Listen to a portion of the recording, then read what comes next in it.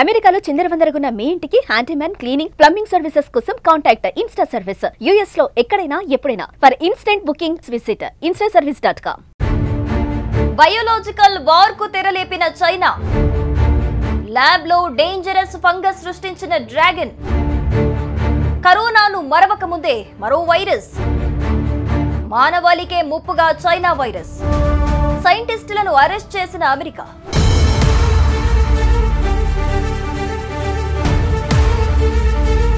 వామ్మో, మళ్లీ రంగంలోకి చైనా బయోలాజికల్ వార్, మళ్లీ డ్రాగన్ ల్యాబ్ డ్రామా, మళ్లీ ప్రపంచాన్ని వణికించే బయోలాజికల్ వెపన్ సిద్ధం చేసింది నక్క జెత్తుల China.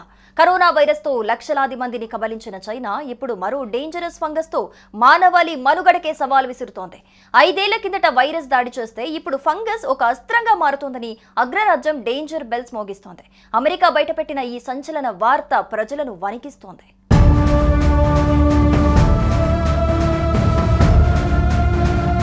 America FBI director Kash Patel బయటపెట్టిన ఈ భయంకర సత్యం ప్రపంచాన్ని షాక్ లో ముంచెత్తింది. చైనా ల్యాబ్ లో సృష్టించిన ఫుసారియం గ్రామినేరం అనే ఫంగస్ ఆయుధం పంటలను నాశనం చేసి మనుషులను, జంతువులను వ్యాధుల ఊబిలోకి నెట్టే శక్తి కలిగిన బయోలాజికల్ బాంబ్. అసలు ఈ ప్రమాదకర ప్యాథోజన్ వల్ల ఏం జరుగుతోంది? అసలు అమెరికా ఈ సూక్ష్మజీవిని ఎందుకంత ప్రమాదకరంగా భావిస్తోంది? గోధుమ, బార్లీ, మొక్కజొన్న, వరి ఈ ఫంగస్ ముందు ఏ పంట నిలబడదు. హెడ్ బ్లైట్ వ్యాధితో పంటలు చచ్చిపోతాయి. ఆ ఆహారం తిన్నవారికి వాంతులు, లివర్ డ్యామేజ్, పునరుత్పత్తి సమస్యలు. ఇది కేవలం ఫంగస్ కాదు, ఇది చైనా సృష్టించిన ఆర్థిక ఆరోగ్య విధ్వంస ఆయుధం.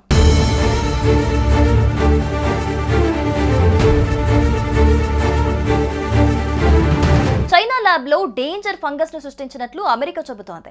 ఈ క్రమంలో అమెరికాలో 2 చైనా సైంటిస్టులను అరెస్టు చేయటం సంచలనంగా మారింది.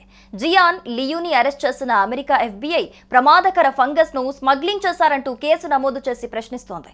అమెరికా ఈ ఫంగస్ ను ఆగ్రో టెర్రరిజం వెపన్ గా గుర్తించింది. చైనా సైంటిస్టులు యుంగింగ్ జియాన్, జుయాంగ్ లియు ఈ ఫంగస్ ను డెట్రాయిట్ ఎయిర్పోర్ట్ ద్వారా మిషిగన్ యూనివర్సిటీ ల్యాబ్ కు స్మగ్లింగ్ చేయడానికి ప్రయత్నిస్తూ ఉండగా FBI వీరిని అరెస్ట్ చేసింది.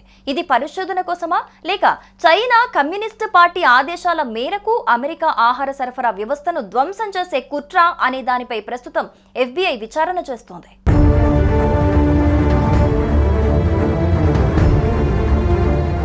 జియాన్ కు చైనా కమ్యూనిస్ట్ పార్టీ నిధులు అందించింది. ఈ ఫంగస్ పై చైనా ల్యాబ్ లో గతంలోనే పరిశోధనలు చేసిన ఈ సైంటిస్ట్ ఇప్పుడు అమెరికా గడ్డపై ఈ బయోలాజికల్ బాంబును పరీక్షించాలని చూస్తోందా? వుహాన్ ల్యాబ్ నుంచి కరోనా వైరస్ తో ప్రపంచాన్ని గడగడలాడించిన చైనా ఇప్పుడు మిషిగన్ ల్యాబ్ లో మరో విధ్వంసానికి స్కెచ్ వేస్తోందా అనే సందేహాలు వ్యక్తమవుతున్నాయి.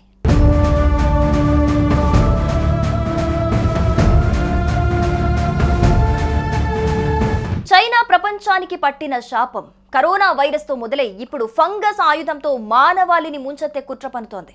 ఈ ఫంగస్ ఒక్కసారి వ్యాపిస్తే బిలియన్ల డాలర్ల ఆర్థిక నష్టం, ఆహార కొరత, వ్యాధులతో ప్రపంచమంతా శ్మశానంలా మారిపోతుంది.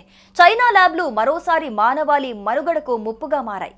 ఈ ఫంగస్ ఒక్కసారి విడుదలైతే మన ఆహారం, మన ఆరోగ్యం, మన ఆర్థిక వ్యవస్థ ఏదీ సురక్షితంగా ఉండదు.